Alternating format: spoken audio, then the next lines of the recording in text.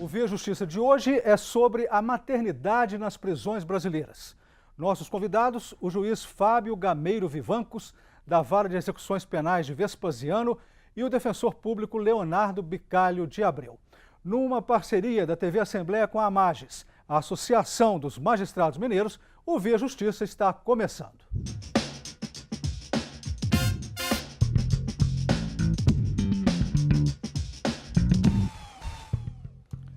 A mulher e a gravidez no cárcere. O CNJ divulgou recentemente o censo carcerário de mães presas feito pela Fundação Oswaldo Cruz e pelo Ministério da Saúde. A maioria é jovem, negra e solteira. Como ver esse perfil? Como definir a situação das mulheres grávidas nas prisões brasileiras, doutor Fábio? A situação ainda é muito difícil. Como o CNJ fez o censo agora, a gente percebe que estamos acordando ainda para o problema da mulher gestante no cárcere. Grande parte dos estados ainda não tem um estabelecimento adequado, especializado só para atender esse público, e a gente tem evoluído, tem se jogado luz sobre o problema e aguardamos que a situação melhore. Doutor Leonardo, a Defensoria Pública, como que vê a situação das grávidas presas? Então, a gente vê, Carlos, com bastante preocupação, até em razão do aumento que teve considerável do número da população carcerária feminina, e o que revelou também o descuido por parte do Estado em relação a como tratar essas mulheres na restrição da liberdade delas. 8% do total de entrevistadas alegaram ter sido algemadas enquanto davam à luz. A mulher pode estar algemada durante o parto, doutor Fábio? Qual é o critério usado para algemar presas no parto? Não é permitido, só em casos extremos, uma tentativa de fuga, alguma coisa assim, mas não é a regra. A gente nunca viu, pelo menos na nossa experiência lá em Vespasiano, se noticiou essa necessidade de se utilização de algemas. Isso é um resquício de uma falta de preparo dos agentes penitenciários, das equipes que lidam com esse público, historicamente, a falta de preparo. Hoje em dia, nas unidades especializadas, como é o caso de Vespasiano, esse problema já está superado, porque há um treinamento específico, há uma preparação, uma formação específica para os agentes de segurança lidarem com esse público. Doutor Leonardo, algemaram a mulher no momento em que ela está dando à luz, como é que fica a psicologia dessa mulher? Carlos, evidentemente, algemar qualquer pessoa já interfere na psicologia dela. Até por isso, a regra geral para todos os presos, não só as mulheres, é a exceção no caso da aplicação das algemas. No caso das mulheres que estão dando à luz, estão indo para o parto, isso se acentua ainda mais em razão da vulnerabilidade que elas estão, em razão do estado emocional que elas estão passando. Segundo o censo carcerário, 1 em cada 3 mulheres foi algemada após ser internada para o parto. 36% das mulheres relataram que foram algemadas em algum momento da internação, ou seja, não somente na hora de dar à luz, mas durante a estada no hospital. Como ver isso, doutor Fábio? Como eu disse, nós temos que fazer um trabalho educativo de preparação dos agentes. A gente tem que incutir na mentalidade das pessoas que trabalham com esse público que isso não é possível. Você tem outras técnicas, outras formas de fazer, de acalmar a interna no trabalho de parto, em toda essa preparação para o parto.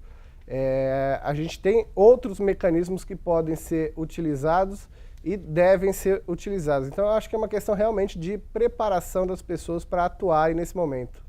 Doutor Leonardo, o senhor falou sobre a vulnerabilidade social. Vamos entrar nesse ponto. Como analisar a vulnerabilidade social das mães que tiveram filhos na cadeia? Segundo este censo carcerário, 30% delas são chefes de família e 23% tinham famílias chefiadas pelas próprias mães.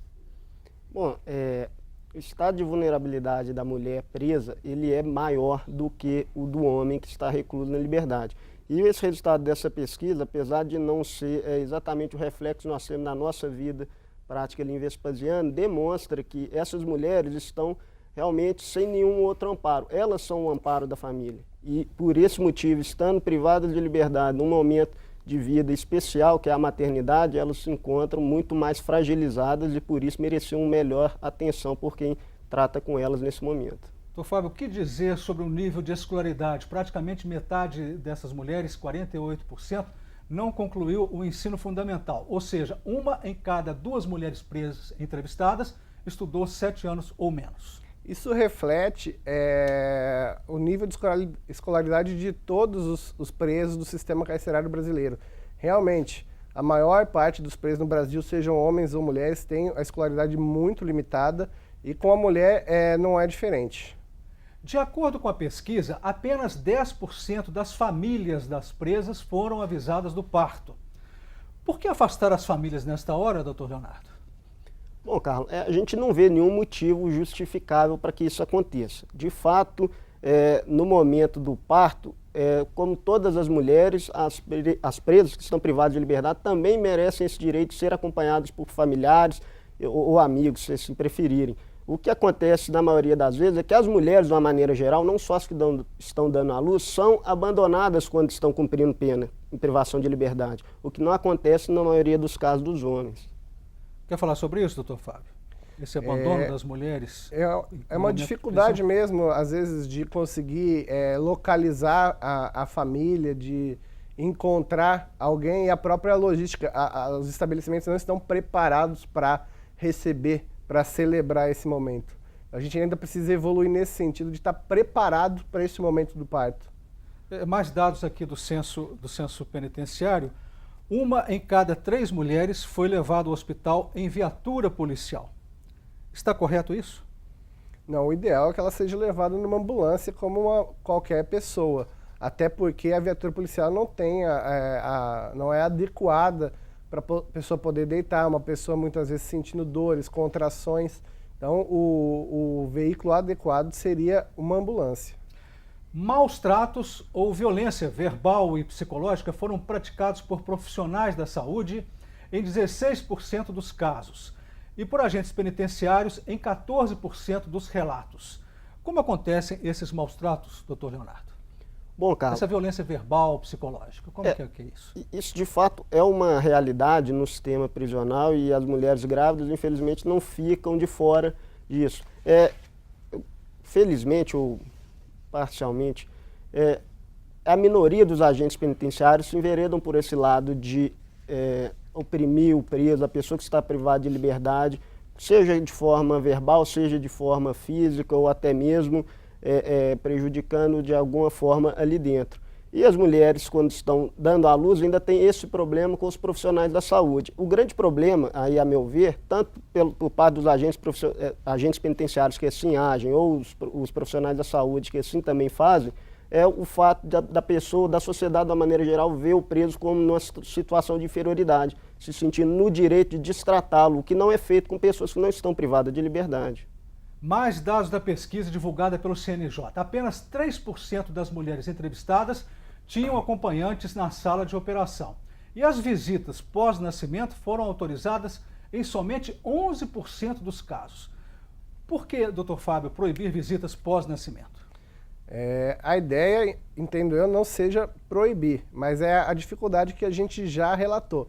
Primeiro, do abandono, em grande parte dos casos da presa, e até dessa dificuldade das unidades, dos agentes de segurança de lidarem com essa situação do parto, se prepararem, já deixarem a família avisada, já deixarem todos preparados para um chamado. A gente poderia caminhar no sentido de se preparar melhor para esse momento. O Via Justiça faz agora um rápido intervalo, voltamos já.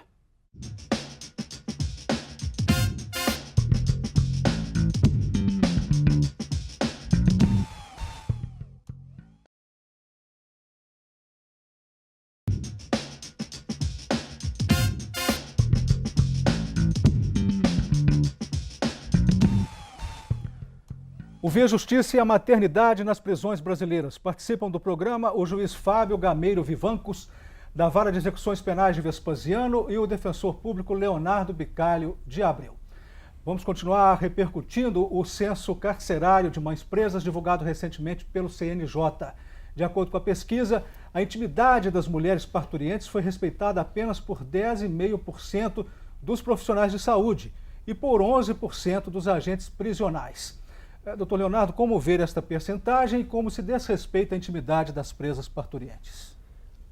Bom, Carlos, também com preocupação o que a gente vê esse desrespeito à intimidade das parturientes que estão privadas de liberdade e provavelmente eu acredito que o reflexo do resultado dessa pesquisa é o fato de haver poucas unidades especializadas para tratar dessas pessoas, das mulheres, em especial as gestantes e as que estão logo após dar à luz, privadas de liberdade. E por esse fato, não tendo unidades especializadas, acaba faltando pessoal especializado para lidar com elas e acaba desaguando no desrespeito aos direitos. O pessoal leigo, às vezes é um medo inato, está tratando com uma pessoa presa, acha que vai fugir, acha que vai escapar, acha que tem que tomar conta, sendo que uma mulher em trabalho de parto não tem necessidade de ter uma pessoa do Estado lá dentro da sala vigiando, deixar o trabalho para os médicos, para os enfermeiros, deixar a pessoa à vontade.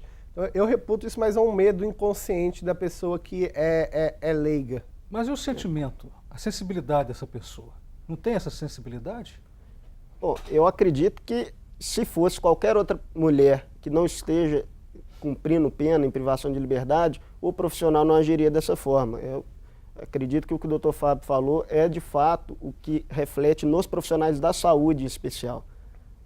Pensam que toda pessoa que está cumprindo pena em privação de liberdade é extremamente perigosa, que não se sentiria confortável de ficar sozinho com ela e acaba, nesse ponto, infringindo a intimidade que todas as mulheres, indistintamente, teriam direito durante o parto. E a responsabilidade do Estado nisso, de não preparar os profissionais para esse atendimento?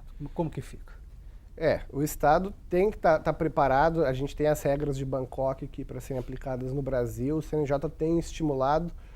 A gente sabe, o Estado brasileiro, ele, apesar de muito rico, ele distribui um pouco mal os recursos.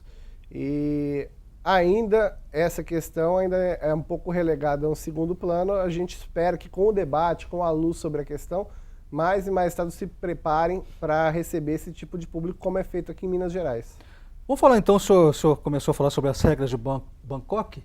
Quais são essas regras? O que elas dizem? O Brasil respeita essas regras? As regras de Bangkok são regras estabelecidas aí, na Organização das Nações Unidas para o tratamento de mulheres em situação de privação de liberdade.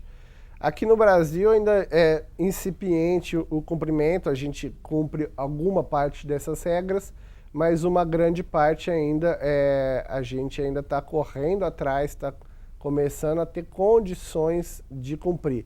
A gente sabe que no sistema prisional, de modo geral, não só entre as mulheres, o Brasil tem uma dificuldade imensa para dar condições razoáveis, aí, até para os presos, não digo nem condições boas, mas condições razoáveis, e com as mulheres não é diferente.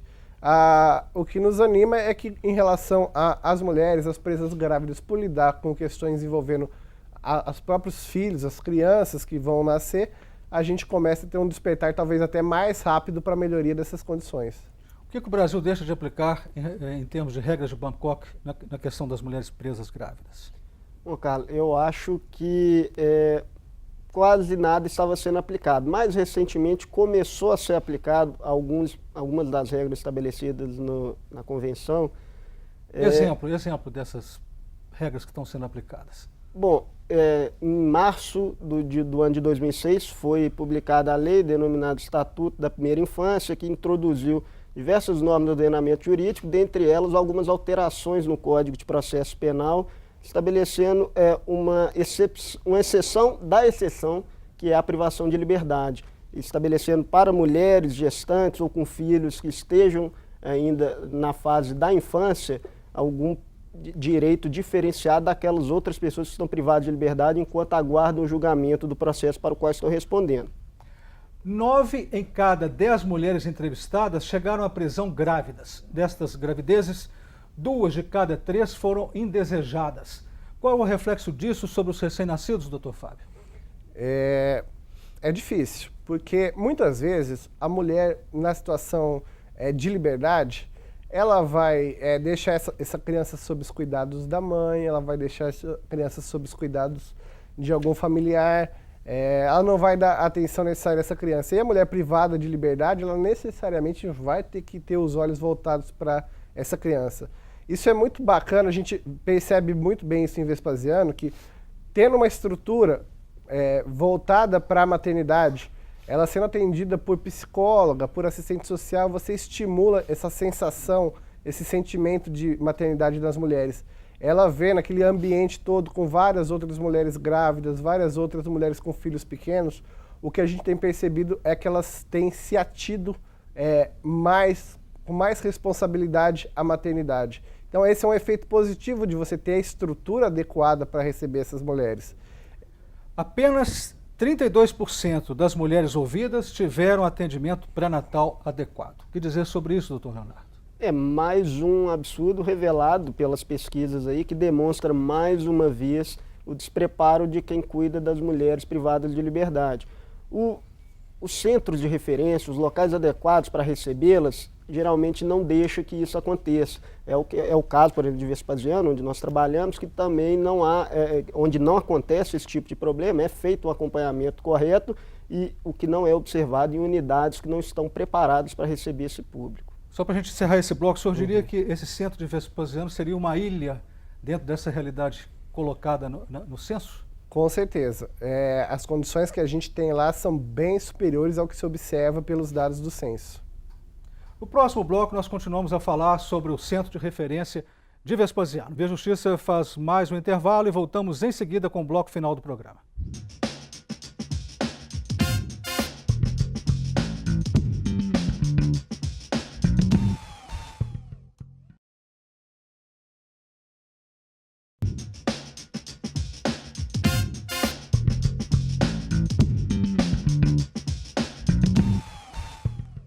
O Via Justiça com o tema A Maternidade nas Prisões Brasileiras. Participando do programa, o juiz Fábio Gameiro Vivancos, da Vara de Execuções Penais de Vespasiano, e o defensor público Leonardo Bicalho de Abreu. Vespasiano, aqui na região metropolitana de Belo Horizonte, tem um centro de referência à gestante privada de liberdade. Doutor Fábio, qual que é a história deste centro? O que ele representa em termos nacionais? Alguns anos atrás, o Estado de Minas Gerais, o Poder Executivo, decidiu instalar esse centro de referência em Vespasiano para realmente cuidar desse público das presas gestantes e lactantes. Isso coloca Minas Gerais aí na vanguarda dessa questão da mulher grávida presa, e a gente ainda tem muito a evoluir, é um aprendizado constante desde a instalação desse centro até os dias de hoje.